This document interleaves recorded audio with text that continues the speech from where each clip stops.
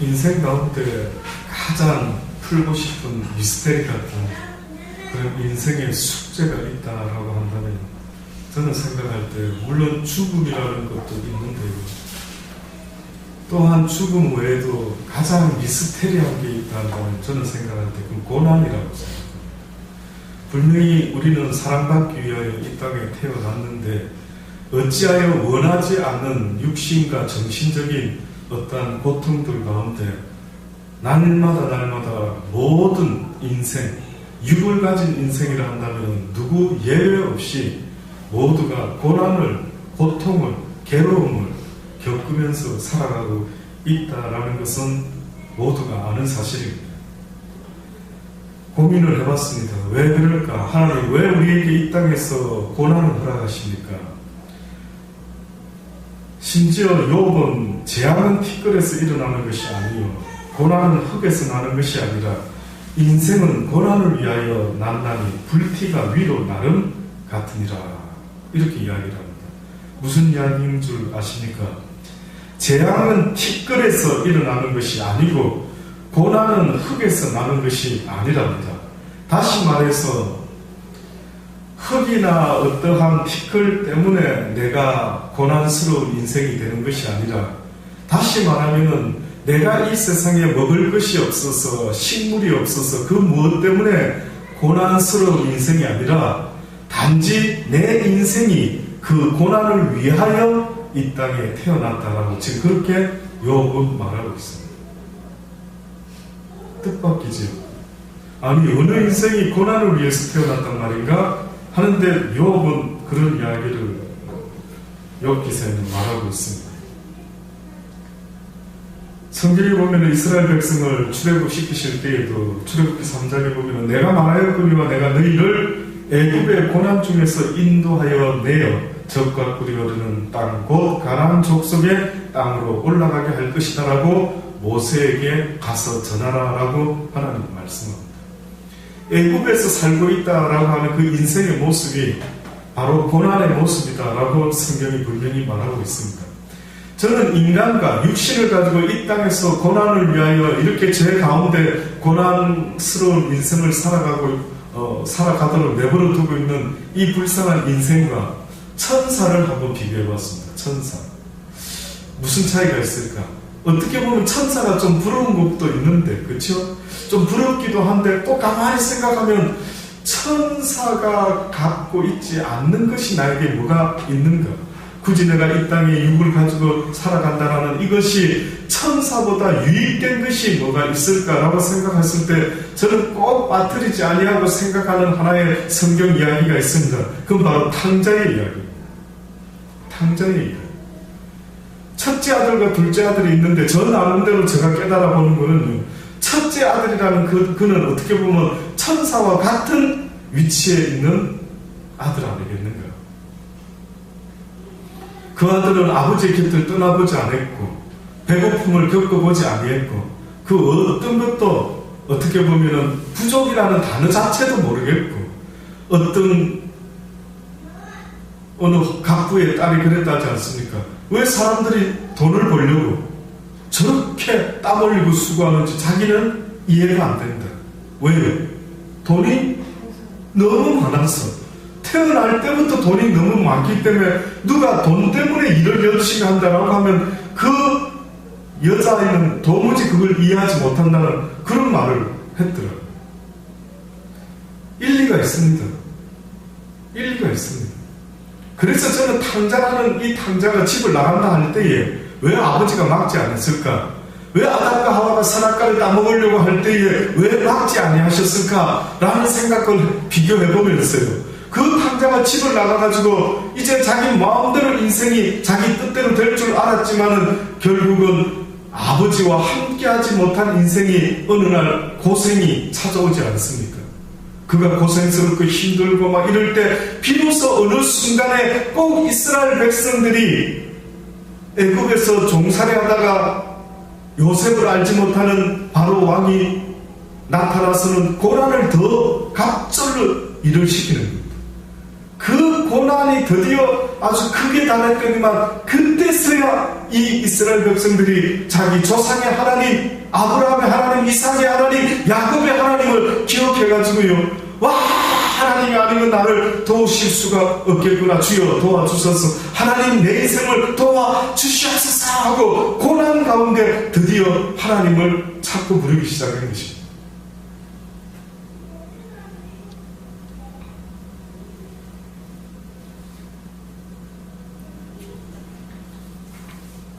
C.S. 루이스라는 사람이 훌륭한 신학교를 다니다 보면 이 사람 책은 꼭 한번 접할 수밖에 없는 그런 사람입니다. 근데 이분이 이런 걸 깨달았던 모양이더라고요.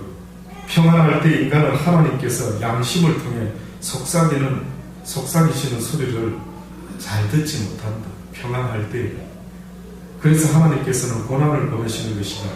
고난은 인간의 잠든 감각을 깨우시는 하나님의 큰 소리다. 일리가 있더라. 인간이 도무지 하나님을 바라보지 않고 인간이 도무지 하나님을 생각지 못하는 그들을, 불쌍한 그들을 위해서 하나님이 고난을 통해서 그들의 잠자는 감각을 깨우십니다. 맞습니다. 조금 아플 때는 참습니까? 안 참습니까? 참지요. 뭐가 또 조금 더 찌르면 또 어금니 좀 더 깨물고 막 참지요. 또 더 아프면 눈물까지 흐르고 참지요. 근데 혹시 여러분 그런 경험 해보셨습니까? 참다 도무지 못 참는 어느 순간이 딱 왔을 때 내가 어떻게 반응하는지 한번 상상해 보신 분 있습니까? 너무 아프면 어떻게 할 것 같습니까? 이해가 안 되면 여러분 아이들을 키울 때 그 아이가 어느 날 너무 아플 때 어떻게 하는 것 같습니다? 소리를 지르 하고 눈물을 흘리면서 그 고통 가운데 너무 괴로워서 하고 부르지 않습니까? 그러니 어떻게 보면 인간이라는 존재가요, 모든 세상적인 희망과 모든 평안이 다 깨어지고 자신의 힘으로는 어쩔 수 없는 어느 극한 상황에 부딪혔을 때 비로소 그때서야 신이시여 찾는 자들이 분명히 있지 않던가요?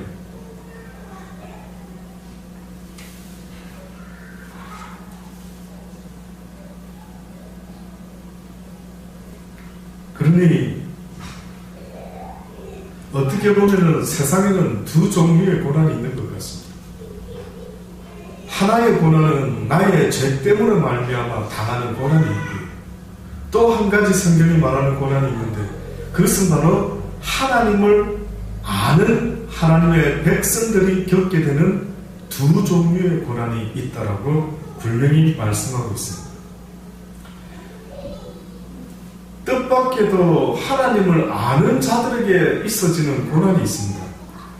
예수님이 뭐라고 말씀하시냐면 너희가 나를 따라오기를 원하느냐, 내 제자가 되기를 원하느냐, 그리하면, 다시 말하면 그들이 예수님의 제자가 되고 싶다라고 결심한 것은 예수님이 어떠한 가르침을 가르치셨는가라는 것을 그들이 듣고 감동을 받아서 이제는 그 말씀대로 나도 살아가기를 원합니다 라고 주의 제자가 되려고 결심하는 그들에게 너희가 나를 따라오려거든 너희가 자기를 부인하고 날마다 제 십자가를 지고 나를 따라야 된다 라고 말씀하더라.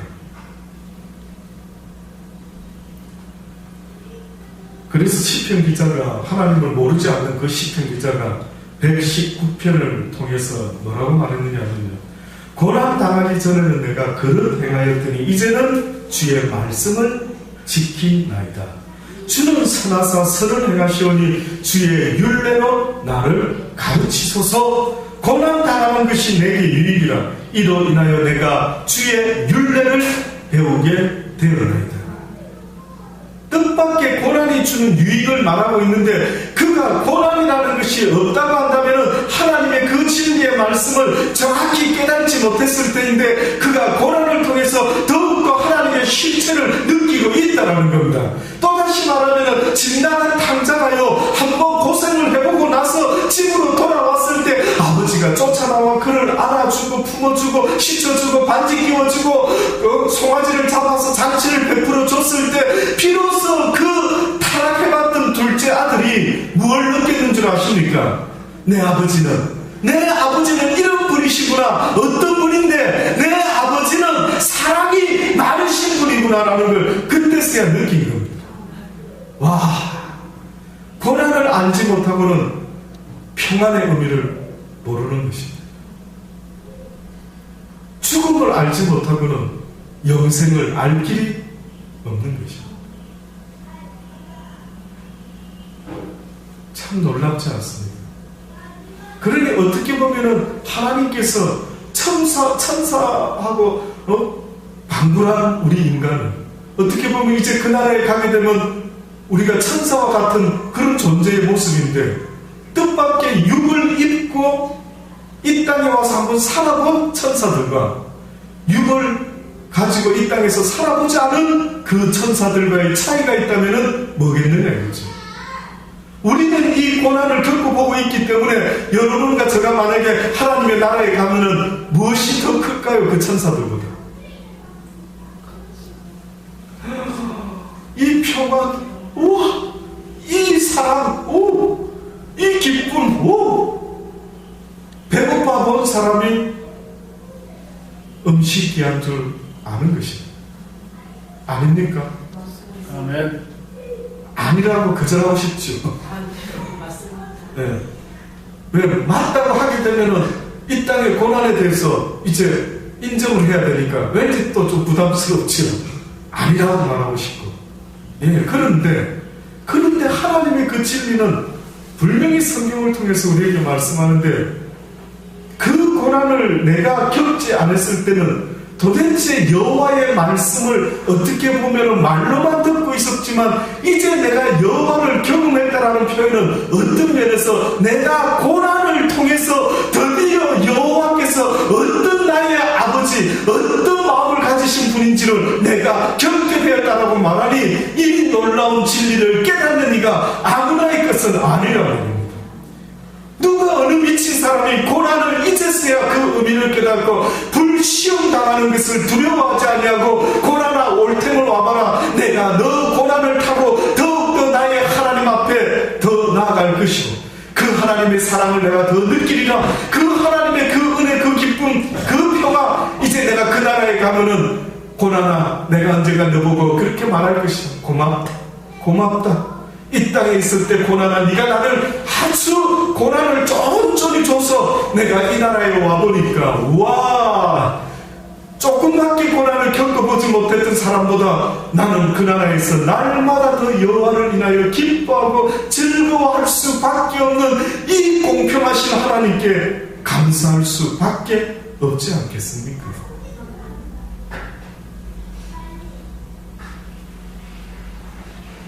그래서 로마서 8장뿐만 아니라 디모데후서 3장, 베드로전서 2장, 베드로전서 5장에 구구절절 그 고난에 대한 이야기를 하는데 뭐라고 이야기하고 있는 줄 아십니까? 무릇 그리스도 예수 안에서 경건하게 살고자 하는 자는 핍박을 받으리라. 그리스도도 너희를 위하여 고난을 받으사 너희에게 본을 끼쳐 그 자치를 따라오게 하려 하셨느니라. 만일 그리스도인으로 고난을 받은즉, 만일 그리스도인으로 예수 믿는 그것 때문에 너희가 고난을 받은즉 부끄러워 말고 도리어 그 이름으로 하나님께 영광을 돌리라. 너희는 믿음을 굳게 하고 저를 대적하라. 너희는 믿음을 굳게 하고 악한 영들을 대적하라. 비록 그들이 너희에게 고난과 고통과 슬픔과 갈등과 범위를 계속해서 공격함으로 줄 터이지만, 그러나 너희는 믿음을 굳게 하여 그 못된 놈이 주는 모든 것으로부터 그것에 대하여 대적하라. 이는 세상에 있는 너희 형제들도 동일한 고난을 당한 줄을 내가 잘 알고 있습니다. 성령이 친히 우리 영으로 더불어 우리가 하나님의 자녀인 것을 증거하시나니, 자녀이면 너희가 하나님이 성령을 통하여 증거하는 바로 그 확실한 자녀이라 한다면 후사 곧 하나님의 후사요 그리스도와 함께한 후사니 우리가 그와 함께 영광을 받기 위하여 고난도 함께 받아야 될 것입니다.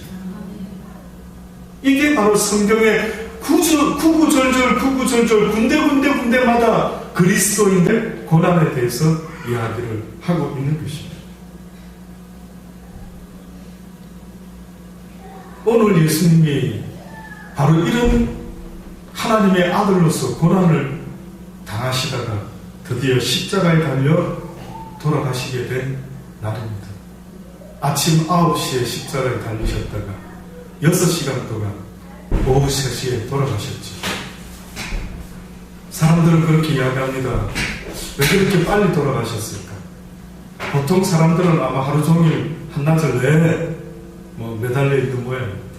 근데 의외로 예수님은 6시간이라는 시간이 어떤 사람은 짧다라는 표현도 하지만 어떻게 보면은 예수님이 붙잡혀 가신 그날부터 이리 끌려다니시고 저리 끌려다니시면서 도살장에 끌려가는 어린 양같이 잠잠히 끌려다니시다가 채찍을 얼마나 맞으셨는지 거의 죽음 직전까지 채찍을 맞으시고 머리에는 가시 면류관을 쓰시고 계속해서 피와 물을 쏟으시다가 골고다 언덕길을 십자가를 지고 올라가시다가 너무나 힘드셨어요. 쓰러지고 또 쓰러지실 때 시몬이라는 자를 붙잡아서 예수님의 십자가를 대신 지게 하고 결국은 십자가에 달리셔서 6시간 만에 돌아가시게 됩니다. 사람들의 어떤 그 나라마다 문화마다 여러 가지 차이가 있습니다. 그 십자가, 주님이 지셨던 그 십자가의 사형 방법은 로마인들이 그 당시 때에 사형시키는 하나의 방법이었는데 누구를 사형시킬 때에 십자가를 썼느냐 하면은 가장 악독한 죄. 근데 또 보니까 이 로마의 이 십자가 형틀이 원래는 페르시아 지방에서 건너온 것이라고 합니다. 페르시아 사람들이 땅을 굉장히 신성시하는 민족이었는데 그들이 죄인을 죽일 때에 그 피가 땅에 쏟아지면 땅이 저주를 받는다 해가지고 십자가를 나무를 세워가지고 죄인을 죽일 때 나무에 달아서 죽여요. 그래서 그들의 피가 땅에 흐르지 못하도록 어떻게 보면 그냥 나무에서 피를 흘려가면서 그 다음에 새들이 와서 그 사람들을 잡아먹도록 그렇게 오히려 내버려 두는 형벌, 이것이 바로 십자가의 형벌이었습니다. 그 형벌이 로마에 건너가서 로마인들이 이제는 가장 최악의 죄인들을 죽일 때 사용하는 형벌이 되었는데 뜻밖에도 로마인들은 십자가 형벌에 처하지 않습니다. 로마인들. 왜? 아무리 로마인들 중에 죄를 범한 자가 있다 할지라도 같은 로마인으로서 그 십자가의 그 사형은 너무너무 비참하고 고통스러운 것인 걸 그들이 너무 잘 알기 때문에 인간이 어떻게 저런 독한 형벌을 통해서 사람을 죽일 수 있을까? 다른 건 몰라도 저 십자가의 고통만큼은 그거는 피해야 된다라는 생각 때문에 그래도 자기들 민족은 십자가에 달아 죽이지를 않았습니다. 그래서 여러분 아십니까? 베드로는 로마인이었습니까? 유대인이었습니까? 유대인이었습니다. 베드로를 죽일 때는 뭘로 죽였는지 아십니까? 십자가에 거꾸로 매달아 죽였습니다. 근데 바울을 죽일 때는 어떻게 죽였는지 아십니까? 십자가에 매달지 않았습니다. 왠지 아십니까? 그는 로마 시민권자였기 때문에.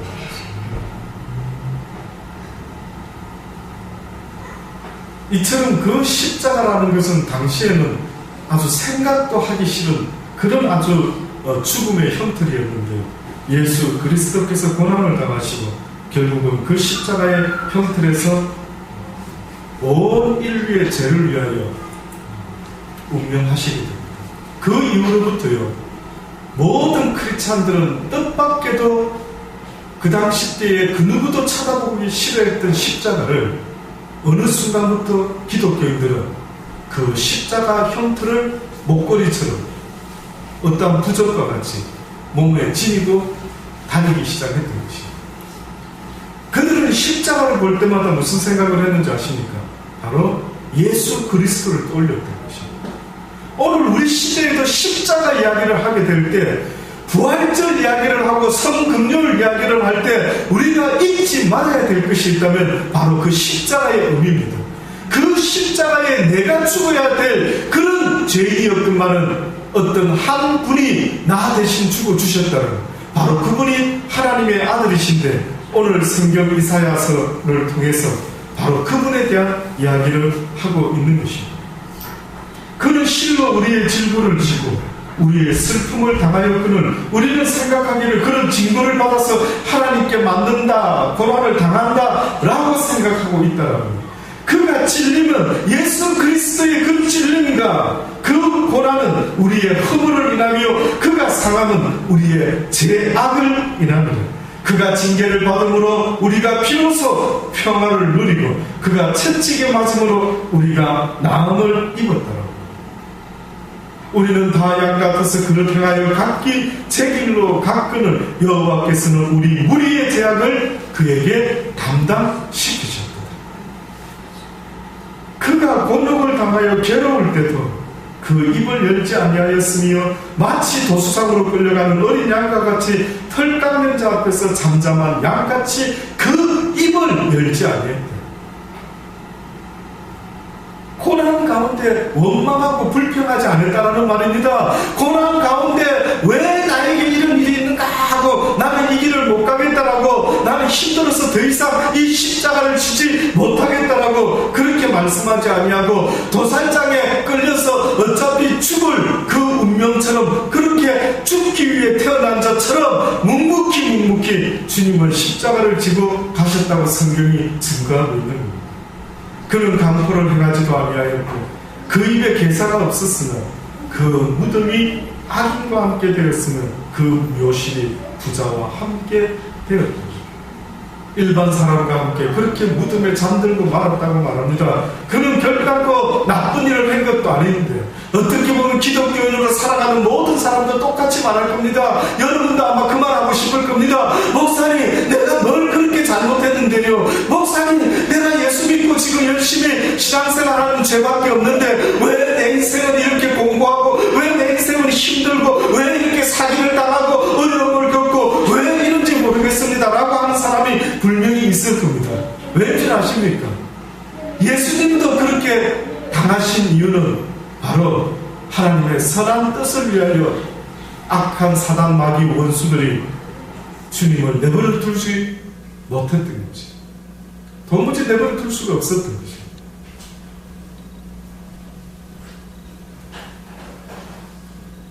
가라사대 그가 자기 영혼에 수고한 것을 보고 10절에 보면 여호와께서 그로 상함을 받게 하시기를 원하사 질고를 담게 하셨습니다. 여호와께서 예수님이 상함을 받게 하시기를 원했고 또한 예수님이 하나님의 독생자 예수 그리스도가 질고를 당하기를 원하셨다고 말합니다. 그 영혼을, 왜냐하면 그 영혼을 속건 제물로 드리기에 이르면 그가 그 시를 보게 될 것이고 그 날을 길 것이고 그의 손으로 여호와의 뜻을 성취하게 될 것이다. 결국은 예수님이 속건 제물이 됐다는 것은 육을 말할까요? 영을 말할까요?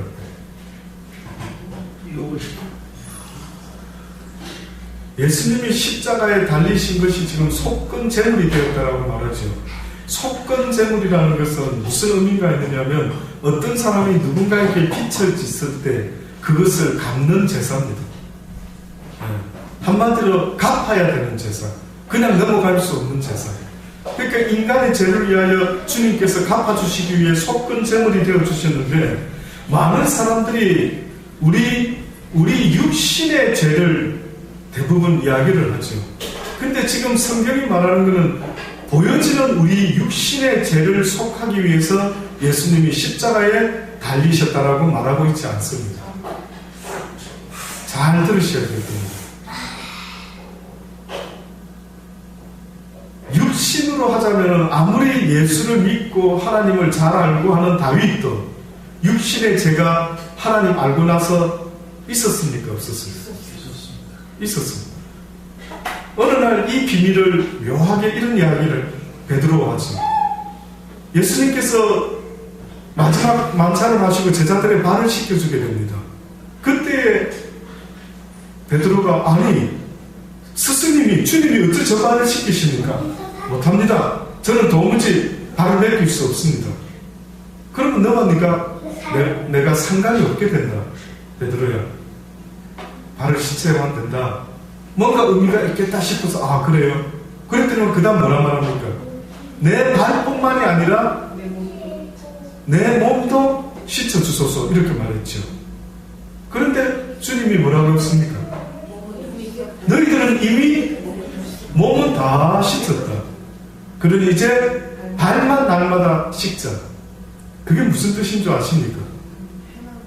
결국은 몸을 다 씻었다라는 말은 네 영혼을 내가 깨끗게 하였느니라.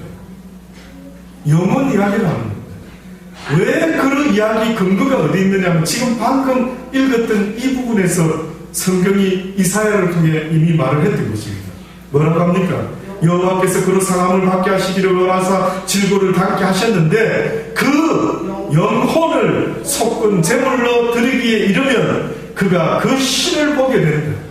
다시 말해서 그 영혼이 또 다른 영혼을 위하여 속건 제물이 되어 주셨다라고 말하는 겁니다. 영혼이 영혼을 갚는 겁니다. 육은 육을 갚을지 몰라도 네 눈으로 범죄하고 눈이 잘못하면 눈을 갚지만 결국 인간이 범죄했다라는 것은 아담과 하와가 범죄했다라는 것은 그가 육신의 죄를 지었다라는 것이 아니라 하나님의 약속의 말씀을 어겼기 때문에 그 영혼이 하나님 앞에 대무질이 되고 말한 것이 그 영혼이 죄를 지은 겁니다.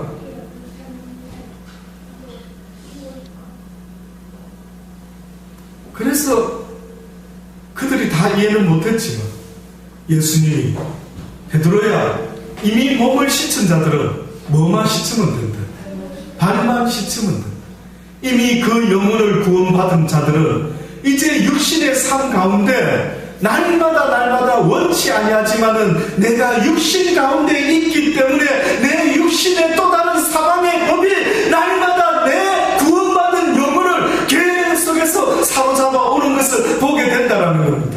그러니 분명히 내가 하나님을 믿고 구원받은 백성임을 확신하고 있지만 내 육신의 법은 나를 사는 날 동안 내버려 두지 않냐고 계속 나로 하여금 범죄케 만드니 날마다 이제는 그 범죄로 인하여 발을 씻어요. 내게 회개함으로 나오라. 구원의 확신이 없어서 회개를 해라는 게 아닙니다. 구원받으려 한다라는 말이 한 번 믿으면 구원받은 건데 뭐 또 울고불고 또 기도를 하고 또 어쩌고 저쩌고 하냐라고 할 때 그들이 착각한 것은 한 번 구원받았다라는 그 의미는 내 영혼에 대한 이야기인 것입니다. 맞습니다. 내 영혼이 구원받은 건 확실하죠. 그러나 내 육신은 날마다 내 영혼을 공복하기 위해서 날마다 육신의 죄를 짓게끔 만들지 않습니다. 그래서 다윗이라는 사람이 그렇게 하나님을 잘 섬겼던 그 영혼이 어느 날 육신의 죄를 범했을 때 뜻밖에도 하나님은 그 육신의 죄를 용서하신 것입니다. 그런데 용서하지 못하는 죄가 있었죠. 하나님이 도무지 용서하지 못하는 죄가 있었습니다.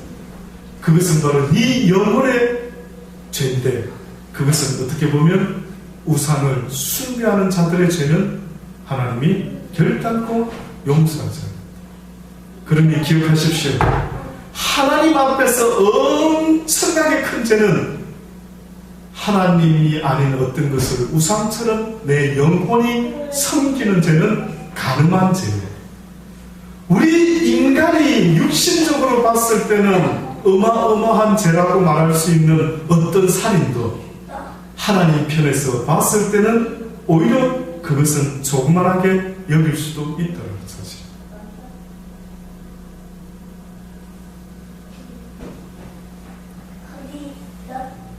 그러니 예수님이 그 영혼을 속건 제물로 들이시기 십자가에 달려 죽으셨는데 그가 그 시를 보게 되면 무슨 이야기입니까? 이제 구원받는 영혼들이 생기기 시작한다. 이제 그 시, 그 자손을 본다. 다시 말하면 이제 드디어 아브라함에게 말했던 아브라함아 네 자손들이 이 땅에 모래알같이 하늘에 별과 같이 수많은 자손이 나타나게. 아니 내 자손은 육적으로 이삭 하나밖에 없었는데 어찌 나의 자손이 그렇게 많아질 수 있단 말입니까? 라고 했을 때 아브라함 시 가운데 나타나신 누가? 예수 그리스도의 그 속건 제물로 말미암아 이제 육신으로는 아브라함의 자손이 아니지만 그러나 영혼으로 수많은 그의 자손들이 나타날 것인데 그 원인은 바로 예수 그리스도의 속건 제물로 말미암아 이 땅에 수많은 믿음의 자녀들이 나타나게 될 것이다. 나타나게 될 것이다.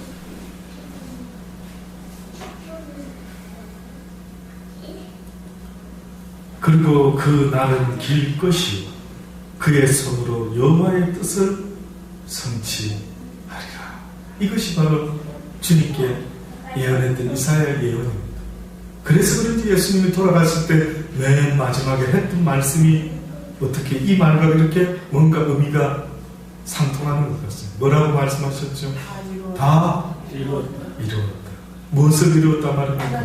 하나님의 성취, 하나님이 원한 그 일을 드디어 다 이루었다라고 말씀하는 것입니다.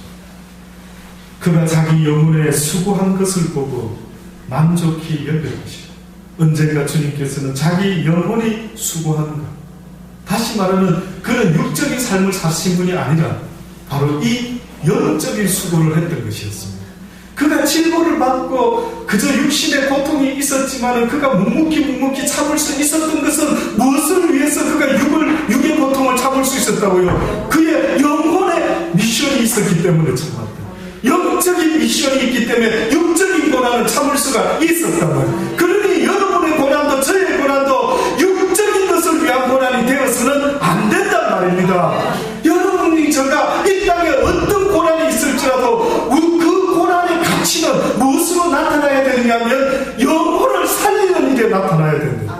영혼을 살리는 일에. 그러니 주님이 뭐랍니까? 네가 소자 하나에게 냉수 하나 생수 하나 대접하는 걸 잊지 않겠다. 무슨 말입니까? 어떤 수고를 육적인 수고를 하더라도 육적으로 어떤 사람에게 돈을 써서라도 밥을 사먹이고 커피를 사먹이고 옷을 사주고 온갖 육적인 고난과 수고를 아끼지 아니할지라도 그 한 영혼에게 하나님의 생수를 전해줌으로 그 영혼을 구원시킬 수만 있다면 너희의 육신의 고난은 가치가 있다. 그러니 육신의 고난을 팔아서 영을 살려야 되는 일을. 그러니 저 여러분의 삶의 목적은 육이어야 할까요? 영이어야 할까요?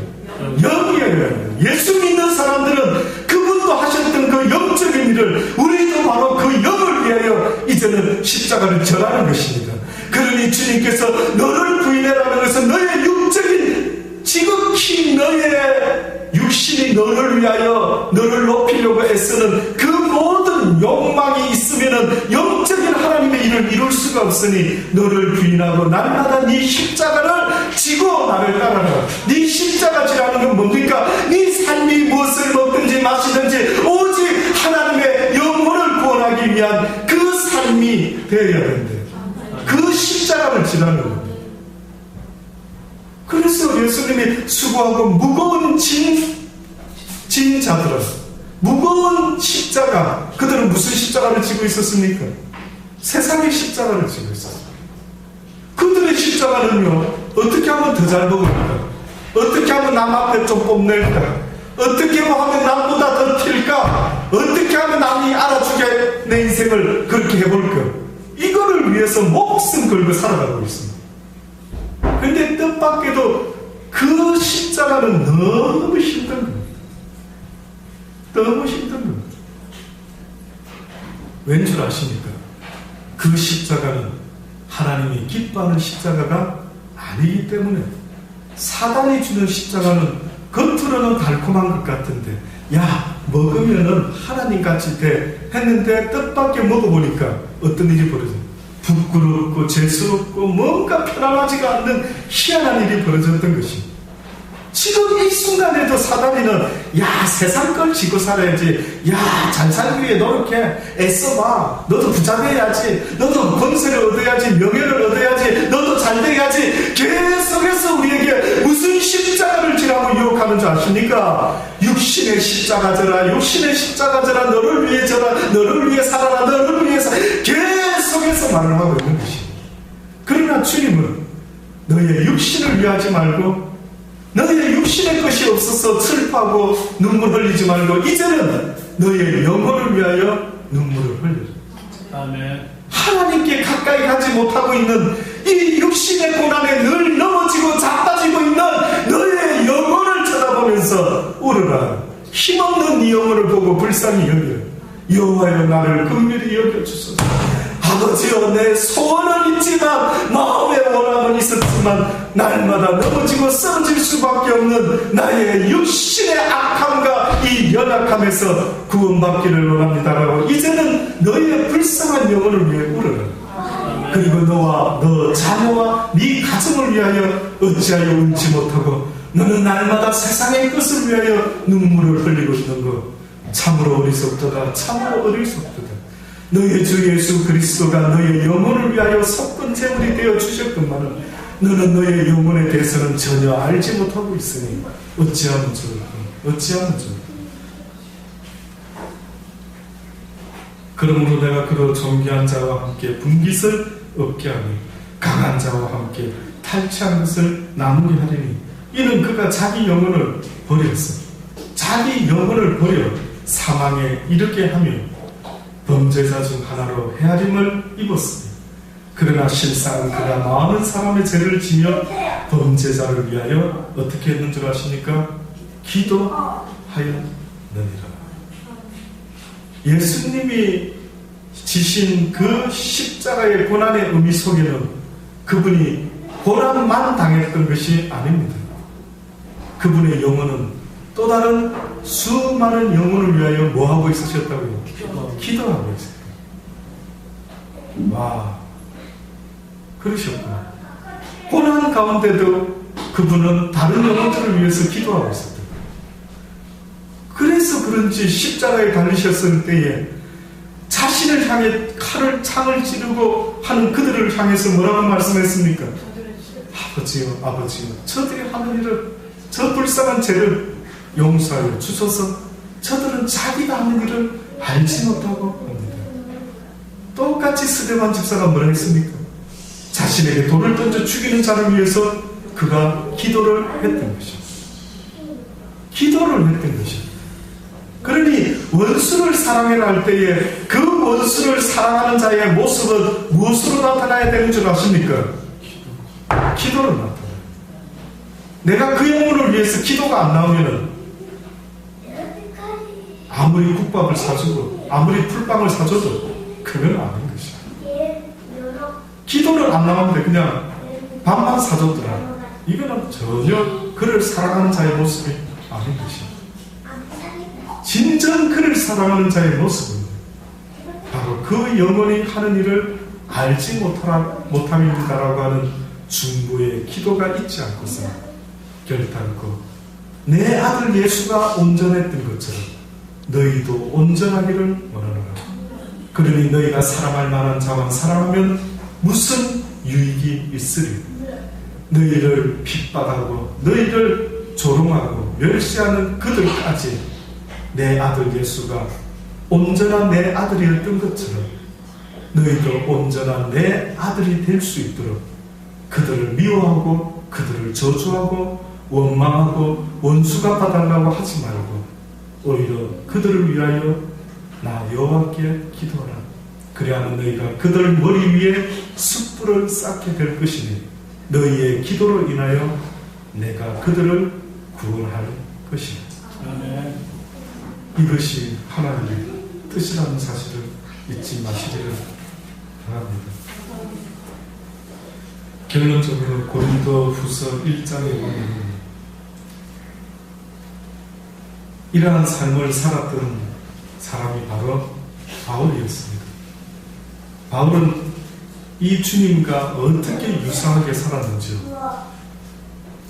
그는 고린도후서 1장 3절로부터 보면 찬송하리로다. 그는 우리 주 예수 그리스도의 하나님이시요 자비의 아버지시요 모든 위로의 하나님이시며 모든 우리의 모든 환난에서 우리를 위로하사 우리로 하여금 하나님께 받는 위로로서 모든 환난 중에 있는 자들을 능히 위로하게 하시는 이시로다. 환난 가운데 그 환난을 없이 해준다라는 말을 성경은 써놓은 적이 없습니다. 우리 크리스찬들이 당하는 그 환난 가운데 이거 해결해 주세요 하지만 성경은 해결한다라는 뜻이 아니라 고난 가운데 뭘 주기를 원한다. 위로를 주기. 위로라는 음식을 맛보게 해주십니다. 네 영혼이 위로라고 하는 그 힘들 때 누군가가 나를 위로해 줄 때 갑자기 마음이 편안해지면서 느낌이 아주 달라지는, 고난은 그대로 남아있는데 문제 해결은 아직 안 됐는데, 그런데 갑자기 내 마음에 문제 가운데서 위로함을 얻는 이 복을 아버지는 주고 싶다고 말씀하는 겁니다. 그래서 언젠가 평화의 그림 가운데 아주 당첨이 된 그림이 뭐냐면은 그저 평화로울 때 평화로운 그 그림 말고요, 그저 곡식이 많이 있고 추수할 때에 두 부부가 서서 기도하는 그 평화로운 평화 말고요, 바깥에는 번개가 치고 요동하고 있는데 그 절벽 사이에 독수리가 한 마리가 다 앉아가지고 요동하지 아니하고 그 몰아치는 그 비바람 속에서도 안연히 있는 그 모습을 성경은 뭐라고 말했느냐면, 고난이라고 하는 번개와 천둥이 있다 할지라도 그 가운데 네 영혼의 모습이 나 여호와가 주는 위로로 말미암아 위로자 되시는 여호와를 바라봄으로 말미암아 네가 안연히 평안히 있을 수 있는 그 놀라운 모습, 내가 원하는 모습이다. 내가 원하는 자의 영혼의 모습은 두려워하지 않고 떨려하지 아니하고 천사와는 다른 그 모습인데, 바로 고난 가운데도 담대한 그 영혼의 모습을 나는 너희들이 갖추기를 원한다. 모든 환난 중에서 우리를 위로하사 우리로 하여금 하나님께 받는 위로로서 모든 환난 중에 있는 자들을 능히 위로하시게 하시는 이시로다. 그리스도의 고난이 우리에게 넘친 것 같이 우리의 위로도 그리스도로 말미암아 넘치는도다. 우리가 환난 받는 것도 너희의 위로와 구원을 위함이요 혹 위로 받는 것도 너희의 위로를 위함이니 이 위로가 너희 속에 역사하여 우리가 받는 것 같은 고난을 너희도 견디게 하느니라. 무엇을 통해서 고난을 견디게 한다고요? 위로를 통해서 견디게. 그래서 성경의 구구절절 하나님은 너희의 위로자 되신다. 너희의 위로자 되신다. 결국은 그 위로자 되시는 하나님을 느끼려고 하면은 내 삶 속에 무엇이 전제되어야 된다. 고난이 전제돼요. 고난을 겪어보지 않은 자는 결국은 무엇을 얻을 수 없다. 위로를 얻을 수 없다. 그 위로가 주는 그 놀라운 그것.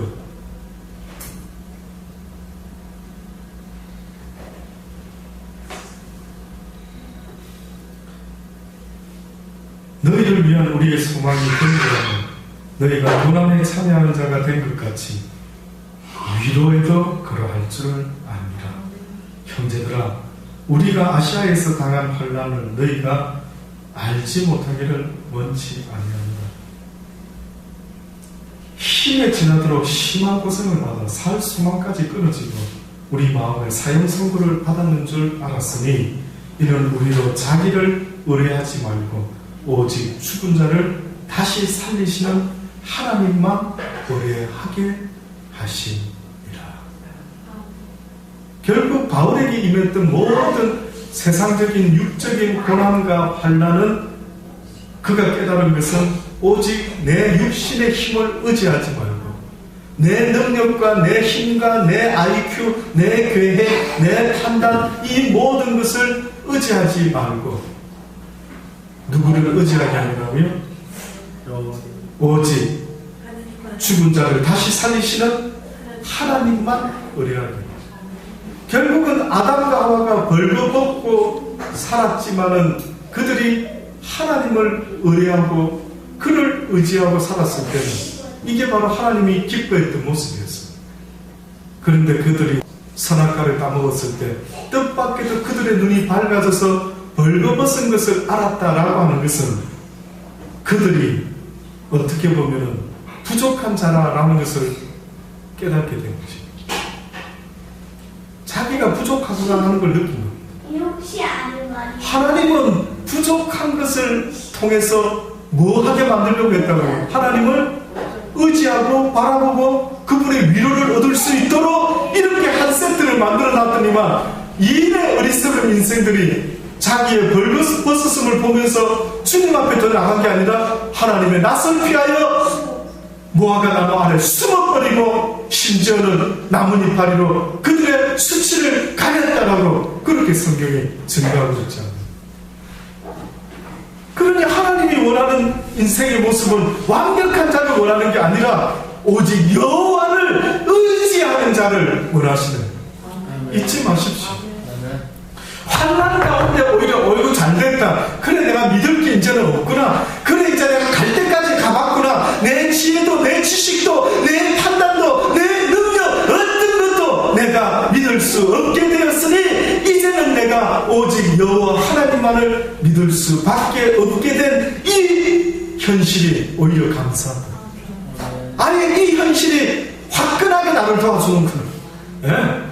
이 현실이 이 고난이 나를 확실하게 도와주는구나. 까짓거 적당한 고난이 나로 하여금 양다리 걸치게 하더니만 아예 화끈하게 나로 그냥 뭐라고까지 말했습니까 바울이? 내가 너무너무 고생이 심해서 살 소망이 끊어졌다. 여러분 진짜 살 소망이 끊어져 본 경험이 있으십니까? 한 번쯤 있어 보시기를 주의 이름으로 권면합니다. 한 번쯤은 있어 봤으면 좋겠습니다. 이 바울의 기분을 알고 싶으시면 여러분도 살 소망이 끊어져 봐야 뭔가 좀 요 비슷한 수준까지 안 가보겠습니까? 그때서야 비로 위로해 주시는 그 위로가 얼마나 귀한 줄 알죠. 적당히 고난 당하면 누가 도와주면 삐칩니다. 도와주려면 제대로 도와주던가. 뭔데 지가 나 도와주는데 뭐 이런 식이죠. 그 도움을 고마워하지 않는 것입니다. 근데 완전히 막 무너져가지고 정말 누군가의 그 조그마한 도움도 아이고 고맙습니다 라고 말할 수밖에 없는 살 소망까지 끊어진 그 상태의 모습에서 바울은 비로소 그가 큰 위로를 얻게 되었다. 그 누구도 맛볼 수 없는 그분이 주는 그 위로, 그분과 함께 있을 때 벌거벗은 것이 도무지 부끄럽지 않았던 그 엄청난 위로와 은혜 속에서 그가 살아갔던 그 인생처럼 오늘 이 시간에도 하나님은 어떻게 보면 아담과 하와가 죄짓고 나서 무슨 벌을 내립니까? 이 세상에서 이제 고생스럽게 살 것이다. 그 말은 무슨 말인지 아십니까? 네가 고생을 통해서 다시 한번 나 여호와의 은혜를 사모하게 될 것이다. 나 여호와께 돌아오라. 무엇을 통해서? 고난을 통해서, 고통을 통해서 나 여호와께 돌아오라는 것입니다. 주님이 오늘 그 고통을 우리에게 친히 보여주셨는데 그분의 고통은 우리처럼 나를 위한, 자신을 위한 십자가의 고난이 아니었다는 사실을 잊지 마십시오. 그분의 고난은, 그 영혼의 고난은 바로 모든 영혼을 살리기 위하여 친히 섞은 제물이 되어 주셨다는 사실을 잊지 말고, 이제는 그분의 제자가 된다라고 한다면 우리도 이제는 많은 영혼들을 위하여 기꺼이 육신의 고난 정도는 자처하는 마음으로, 내가 아무리 온갖 고난과 매와 태장을 맞고 폭풍을 만나고 풍랑을 만나고 아무리 힘든 일이 있었을지라도 위로하시는 주님과 함께 많은 뭇 영혼들을 아버지 앞으로 인도하는 그 일에 있어서는 나의 삶의 발걸음을 멈추지 않을 것이라는 그 믿음의 각오가 바로 오늘 이 시대의 저와 여러분의 각오가 될 수 있기를 간절히 주의 이름으로 축원합니다. 기도하시겠습니다.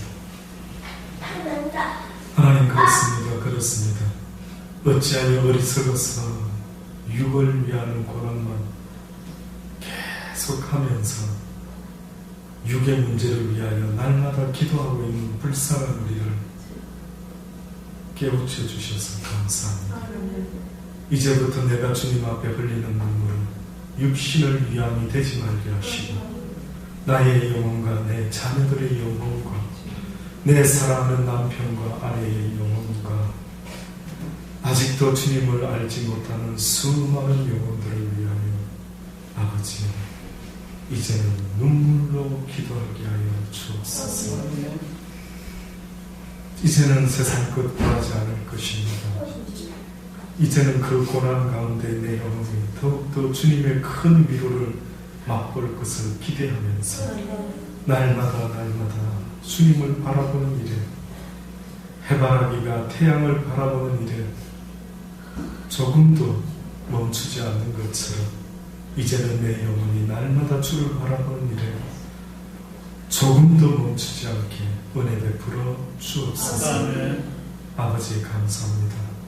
이 사실을 알게 하셨으니 이 진리를 알게 하셨으니 이제 이 진리를 모르는 모든 영혼들에게 증거할 수 있도록 기꺼이 육신의 고난이 있을지라도 한 영혼을 위하는 그 고난에 있어서 주님의 길을 본받게 하여 주옵소서.